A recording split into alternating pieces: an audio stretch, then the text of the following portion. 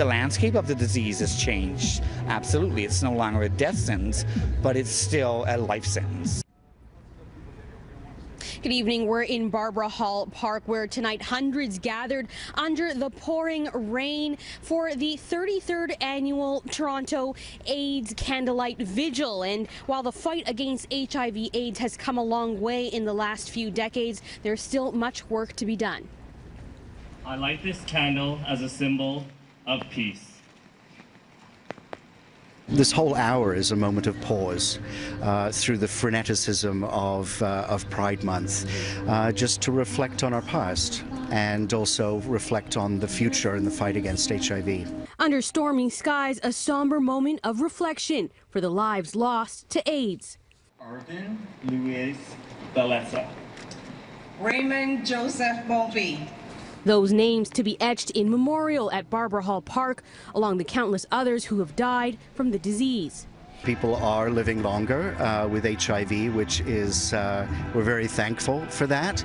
But interestingly enough, there is still a lot of stigma for those that have HIV and have to live with HIV from all walks of life. And that stigma that still exists 33 years after this event was first held is what organizers are hoping to overcome. There are still, I believe it's around 21% of Canadians are apparently living with HIV but don't know their status. That means they don't actually know that they're positive. For Canada's Indigenous community, that risk is even higher. They're 2.7 times more likely to contract HIV compared to other ethnicities in Canada.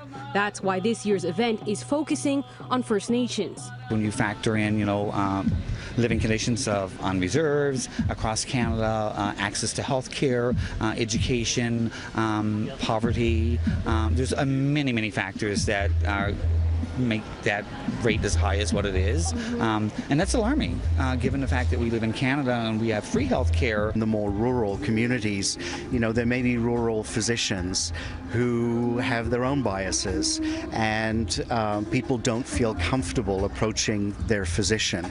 So actually, I think that some of the education needs to be with the physicians themselves. While the evening featured musical performances and tributes, organizers say its real purpose was awareness, because beating AIDS comes down to education, something that's still needed decades on. There's people that, are not being tested because they're scared of what that diagnosis means.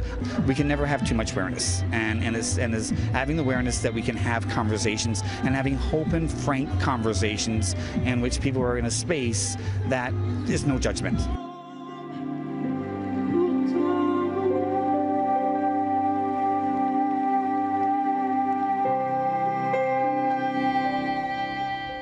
And anyone who's lost a loved one to AIDS-related illness can submit their name to be added to this memorial here in the village. You can find some information on how to do that on our website, citynews.ca.